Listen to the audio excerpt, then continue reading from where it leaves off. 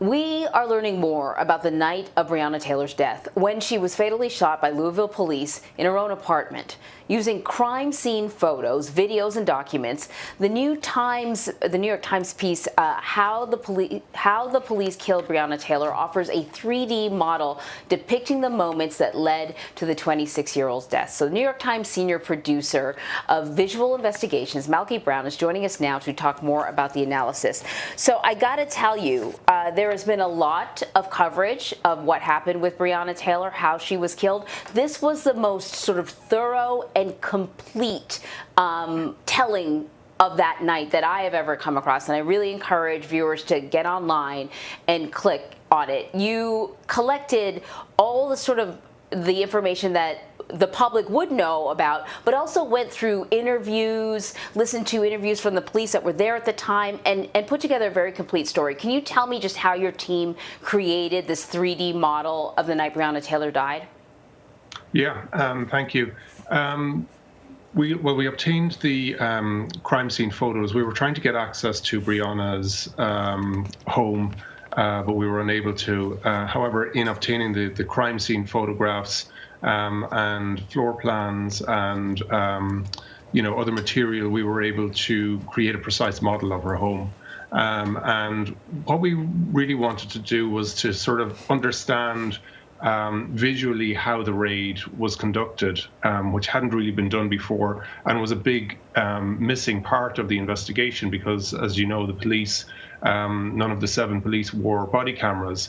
And so, until this point, readers didn't really understand visually how it happened. And so this allowed us and allowed our viewers, I think, to see more clearly what exactly transpired that night. And I think several people said it left an indelible impression on them because, it kind of fulfilled the role that body cameras should have on that night.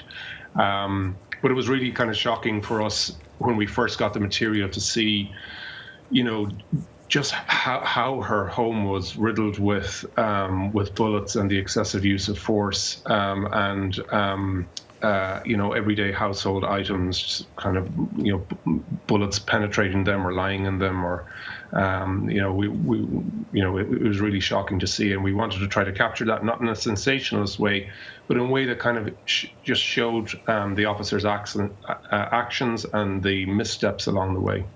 And Malachy, your analysis reveals that those missteps, that the raid itself was compromised from start to finish. I mean, just give us a sense, just beyond, I think a lot of people, when they read the news reports and they saw some of the interviews with her family, they came to realize the amount of firepower that was utilized on that particular night. But this was, as your analysis shows, compromised from the beginning of it to the very end. Tell me about it.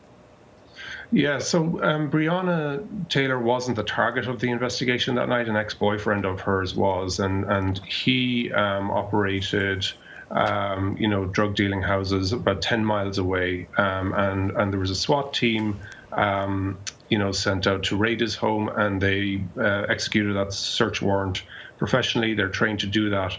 Separately, there was evidence that the police thought indicated that he was keeping cash or drugs at Breonna's address. He was using her address for his phone bills and for sending packages there.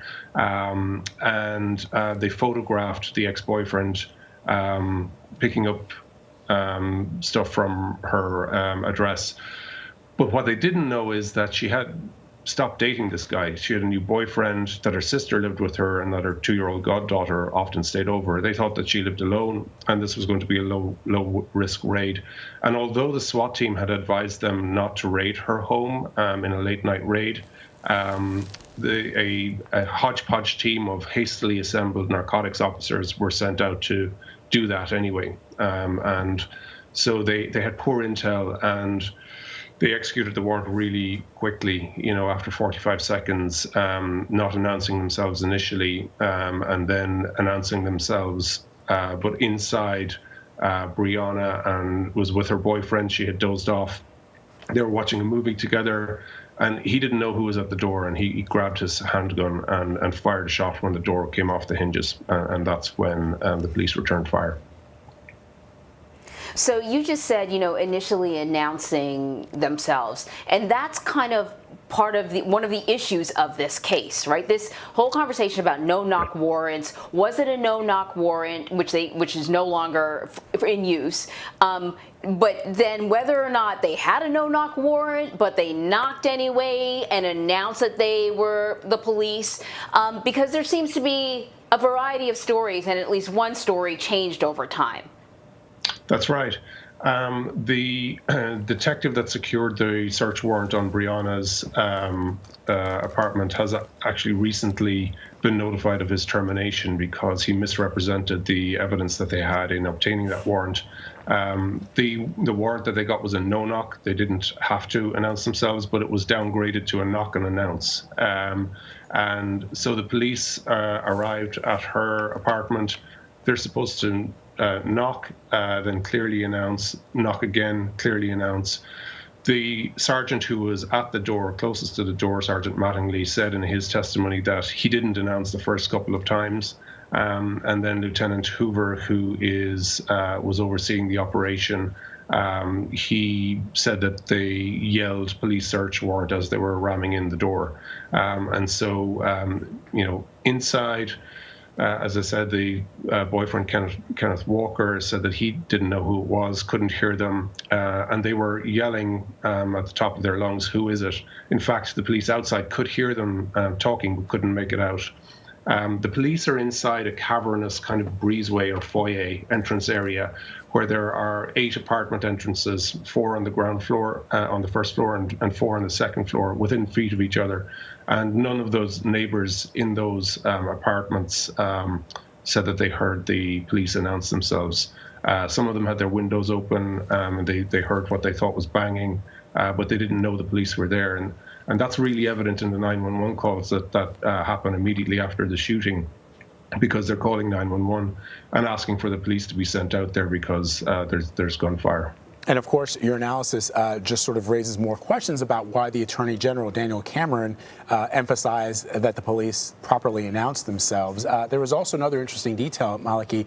What did Dale Massey, the SWAT commander that was called to the Taylors' home after the raid, what did he reveal to investigators? Yeah, he was really damning in his critique of what happened.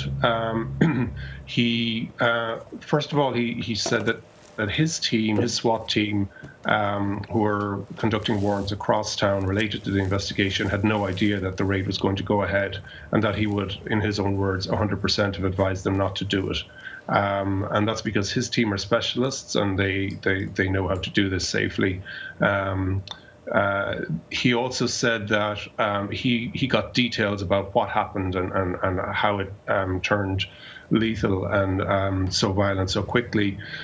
He criticized the officers that when they breached the door, they stepped right into the doorway. They had a ram, and it's unclear why. Or they had a ram, but they also had a shield, and it's unclear why the officer with the shield didn't step in, or why they didn't stay to maintain their cover either sides of the door. And at that point, clearly announced that they were police. But they stepped right into the doorway, inviting gunfire. Police call that the fatal funnel, which is a spot where you're vulnerable to gunfire and where it's difficult to get away from. And 2 of the officers who returned fire are standing right in the doorway and returned fire immediately. One of those officers, Sergeant Mattingly, he has the right to return fire if he's fired upon, of course. The other officer, Miles Cosgrove, he has also received a notice of termination in the last week. He, in his testimony, appears really not to know what's happening, and he's firing blindly in 3 different directions into the apartment. And he stops only when his weapon stops him. He empties his magazine into the apartment. And meanwhile, a 3rd officer, Brett Hankerson, who has been fired from the force and has charges against him, ran to the front of the apartment and fired through the windows, even though the curtains and blinds were drawn in those windows. So he's firing blindly through the sister's bedroom window, and thankfully she wasn't home, and in through the living area. And those bullets through the living area penetrate the neighbor's apartment behind and shattered their kitchen table and patio glass. So it was really, really reckless use of force. And Dale Massey was highly critical of that. He called that an egregious use of force. Malachy Browne, you are part of the New York Times video investigative team, including your colleagues Anjali Singhvi, Natalie Renaud, and Drew Jordan.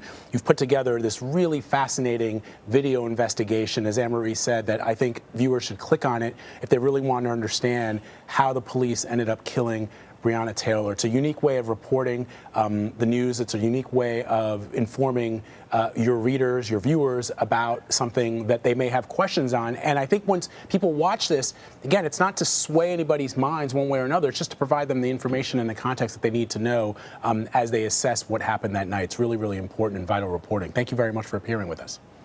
Thank you. Thanks for having us. Lawyers for Gregory and Travis McMichael, the father and son charged with murder for the killing of Ahmaud Arbery, are trying to stop him being called a victim.